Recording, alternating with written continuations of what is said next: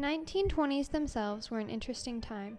Women got the right to vote, prohibition was happening, World War I, or what was then known as the Great War, had just ended, and everyone was still coping and healing. Long-held ideas and philosophies were also beginning to change, and with all this change, America got a change of clothes. Women's fashion of the 1920s was radically different from the years before. In the 19-teens and before, dresses were drawn in at the waist and skirts were almost at floor length. In the 1920s was around the time when people started to somewhat rebel. Hemlines were rising and waistlines were dropping, and the rigorously straight, boyish figure began to appear in most women's wardrobes across the country. This, along with patterns like flannel, plaid, pinstriped, and even small polka dots, combined with intricate embroidery and beaded pattern, gave the 1920s its signature look. Hairstyles were also new and exciting. Finger waves and short bob were loved, and even women with long hair pinned it up to resemble the short bobbed look. These new hairstyles and the newfound adoration of makeup, it was frowned on before for appearing clownish, began to make many women's faces appear rounder. Eyeliner, mascara, eyeshadow, blush, lipstick, and many other makeup products began to be commonplace and somewhat experimental for women. The Cupid's bow and making lips appear smaller, as well as trying different colors and new styles of makeup were seen in this time period.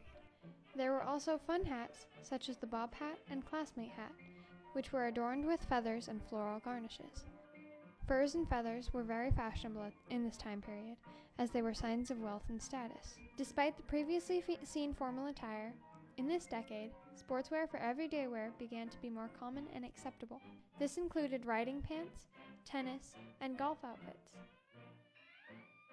In the 1920s, women had just achieved the right to vote, and this feeling of freedom was reflected in the way they dressed.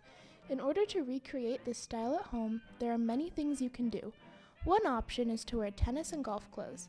Pairing golf pants with a long-sleeve button-down shirt would be authentic, for wearing sportswear as day wear was very popular in the 1920s.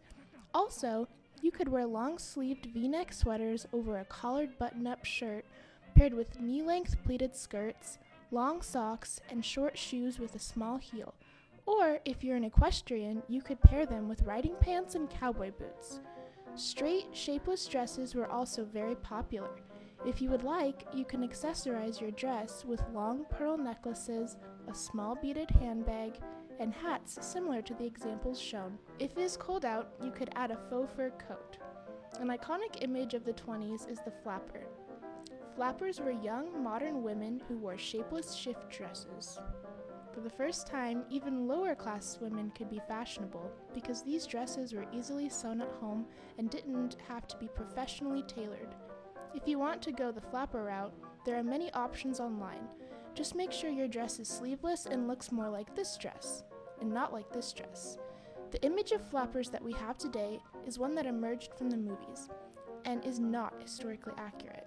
Do not pair your flapper dress with feather headbands or feather boas, because these aren't accurate either. The 1920s was a very interesting time period and included a lot of changes to fashion, even for men. Men at this time were very fond of suits and wore them practically everywhere. Early 1920s suits typically included slacks, vests, jackets, and a white stiff collar with a long-sleeved button-up shirt. Striped shirts were popular, and as the decade went on, younger men stopped wearing vests all the time.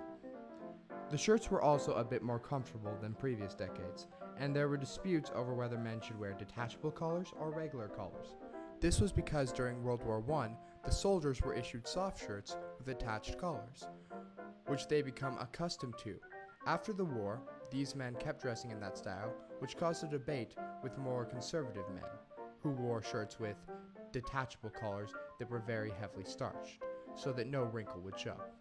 In this circa 1926 photo of John and Manville Kendrick, notice that John's collar looks to be a stiff, detachable one, and he is wearing a vest. Manville, on the other hand, looks like he is wearing a shirt with an attached collar and no vest. Pinstripe suits were also fashionable. Men also wore tuxedos, but these were reserved for more formal events. Note the tuxedos and top hats that the men are wearing from Menville Kendrick's 1929 wedding. It was also becoming common for men to wear sports clothing from tennis to golf. Even when they weren't playing these sports, they would wear these clothes when hanging out with friends, or for other casual events. Men also always wore hats. Examples of hats that were commonly worn include bowlers, golf caps, fedoras, straw boater hats, and on special occasions, top hats. Other accessories for men included canes, rounded sunglasses, pocket squares, pocket watches, and handkerchiefs. Facial hair wasn't common at this time. If a man did have facial hair, it was typically a mustache. Popular hairstyles were flat, and they used oil to give the hair a shine, as well as to keep the hair down. Hair was also deliberately parted in the center or side of the head.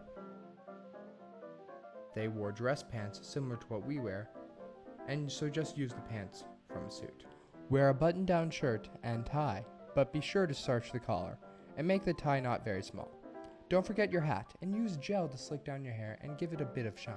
If you'd rather look sporty, wear a collared shirt under a V-neck vest with slacks, and grab your wooden tennis racket.